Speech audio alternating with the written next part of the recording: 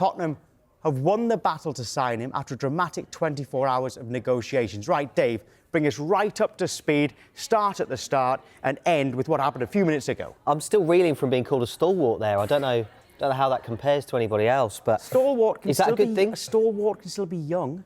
Right, OK, thanks very much. I'm glad you've clarified. Experience, you can still be young and experienced.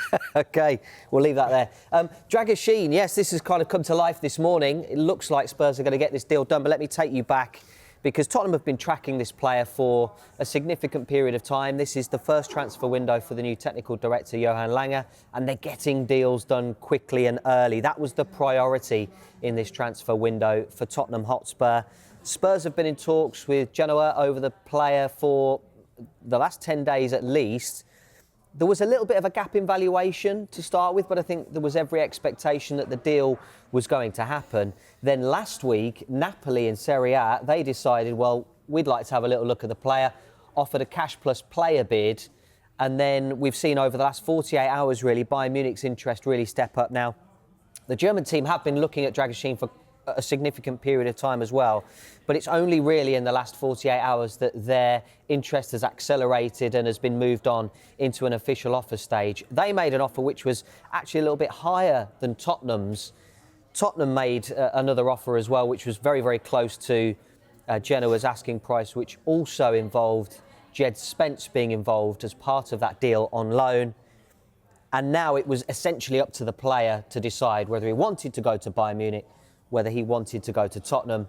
Slept on it last night, and he's decided this morning that it's going to be Tottenham. There's going to be a medical scheduled. He's going to be flying into the capital this afternoon. Yeah, and Ellen, Tottenham will be delighted about this. How much do they need him? Yeah, absolutely fits the profile of what Ange Postecoglou wants in his team. They needed support, as we know, in that centre-back position. Christian Romero, Mickey van der Ven out with injuries. They've both suffered with injuries across the season. They've been playing players out of position, fullbacks Ben Davies and Emerson Royale in central defence. So this was a position that they'd targeted. They needed to cover those injuries in the back line. Bayern, we've spoken about it a lot, we know, when we're weighing up these two options, and obviously, you know, as we spoke about, he had the option himself and he slept on it overnight. They have Upamecano, De Ligt, Kim Min-jae, who's out at the Asian Cup with South Korea at the minute, but they have more options there. I think obviously there's the talk of Eric Dyer and the potential move from Spurs over to the Bundesliga. Bayern wanted a centre-back. For me, Spurs needed him more. Why do you think he chose Tottenham, Nabeed? I'd mainly for game time. Obviously, Kim Min-jae is currently away at the Asia Cup, but so it's Upamecano and De Ligt together at centre-back. You'd assume when he's back in, he's now the fourth choice. At 21 years of age, you want to play football, you want to play minutes. At Spurs, they have Romero's in and out the side, currently injured, obviously, for about 4 or 5 weeks. And then Van der Ven. So you'd assume he's got a better chance of playing first-team football. And then, of course, whatever happens with Eric Dyer, we'll find out later in the window. Ben Davies has been tucked in, as Ellen said. So I feel as though it's probably for minutes. He does want to play in the Premier League. And then, of course, as Dave just mentioned there, Spurs have made a better offer.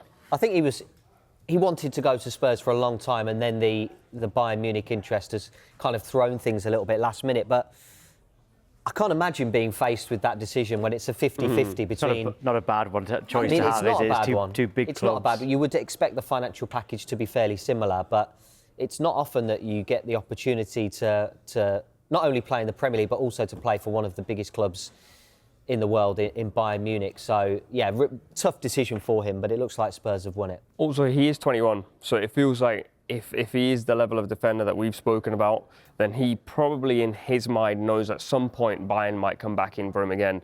Not to say Spurs is a stepping stone before Spurs fans get onto me, but it's definitely a move where you think he's 21 years of age, plays plenty of football in the Premier League. If he reaches the level we expect, then Bayern will probably be back for him again.